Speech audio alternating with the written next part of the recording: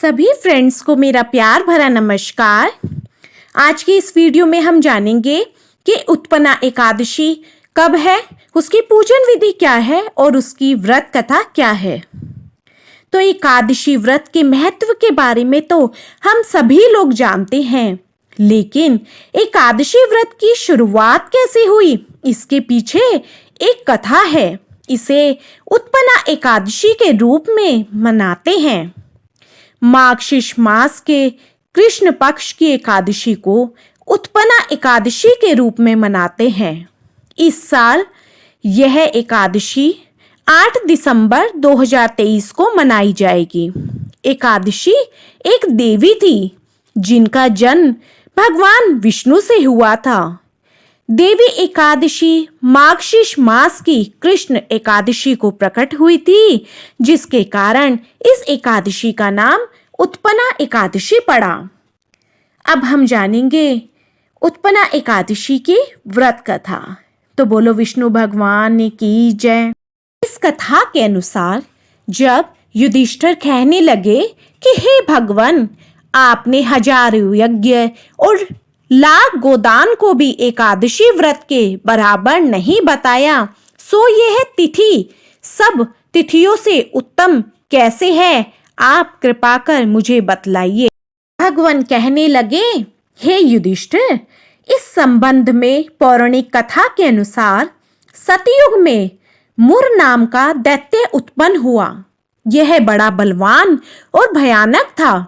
उस प्रचंड दैत्य ने इंद्र, आदित्य, वसु, वायु, अग्नि आदि सभी देवताओं को पराजित करके भगा दिया।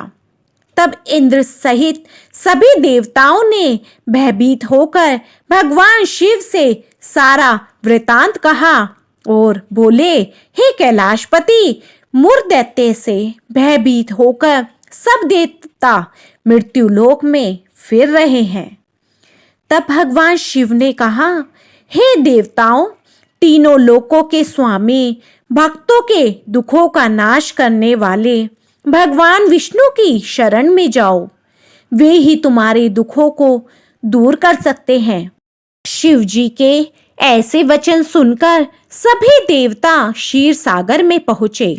वहां भगवान को शयन करते देख हाथ जोड़कर उनकी स्तुति करने लगे कि हे देवताओं द्वारा स्तुति करने योग्य प्रभु, आपको बारंबार नमस्कार है। देवताओं की रक्षा करने वाले मधुसूदन, आपको नमस्कार है। आप हमारी रक्षा करें। दैत्यों से भयभीत होकर हम सब आपकी शरण में आए हैं। आप इस संसार के कर्ता, माता पिता, उत्पत्ति और पालनकर्ता और संहार करने वाले हैं। सबको शांति प्रदान करने वाले हैं। आकाश और पाताल भी आप ही हैं। सबके पितामह ब्रह्मा, सूर्य, चंद्र, अग्नि, सामग्री, होम, आहुति, मंत्र, तंत्र, जप, यजमान, यज्ञ, कर्म कर्ता, भोक्ता भी आप ही हैं। आप सर्वव्यापक हैं। आपके सिवा तीनों लोकों में चर तथा अचर कुछ भी नहीं है। हे भगवान, दैत्यों ने हमको जीतकर स्वर्ग से भ्रष्ट कर दिया है और हम सब देवता इधर उधर भागे भागे फिर रहे हैं। आप उन दैत्यों से हम सबकी रक्षा करें। इंद्र के ऐसे वचन सुनकर भगवान विष्णु कहने लगे कि हे इंद्र, ऐसा मायावी दैत्य कौन है जिसने सब देवताओं को ही जीत लिया? उसका नाम क्या है? उसमें कितना बल है और किसके आश्रय में है तथा उसका स्थान कहाँ है? यह सब मुझसे कहो। भगवान के ऐसे वचन सुनकर इंद्र बोले, भगवान, प्राचीन समय में एक नाड़ीजंग नामक राक्षस था। उसके महापराक्रमी और लोक विख्यात मुर नाम का एक पुत्र हुआ। उसकी चंद्रावती नाम की नगरी थी। उसी ने सब देवताओं को स्वर्ग से निकालकर वहां अपना अधिकार जमा लिया।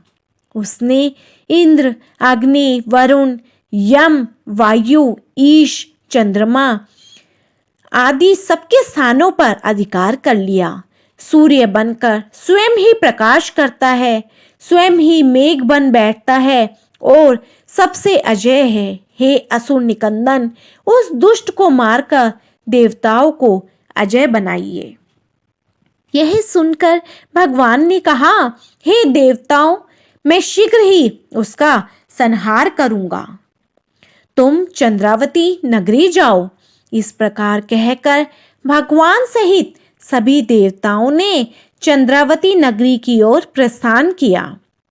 उस समय दैत्य मुर सेना सहित युद्ध भूमि में गरज रहा था। उसकी भयानक गर्जना सुनकर सभी देवता भय के मारे चारों दिशाओं में भागने लगे। जब स्वयं भगवान रणभूमि में आए तो दैत्य उन पर भी अस्त्र शस्त्र आयुध लेकर दौड़े। भगवान ने उन्हें सर्प के समान अपने बाणों से बींध डाला। बहुत से दैत्य मारे गए, केवल मुर बचा रहा। वह अविचल भाव से भगवान के साथ युद्ध करता रहा। भगवान जो भी तीक्ष्ण बाण चलाते वह उसके लिए पुष्प सिद्ध होता। उसका शरीर छिन्न भिन्न हो गया, किंतु वह लगातार युद्ध करता रहा। दोनों के बीच मल्ल युद्ध भी हुआ।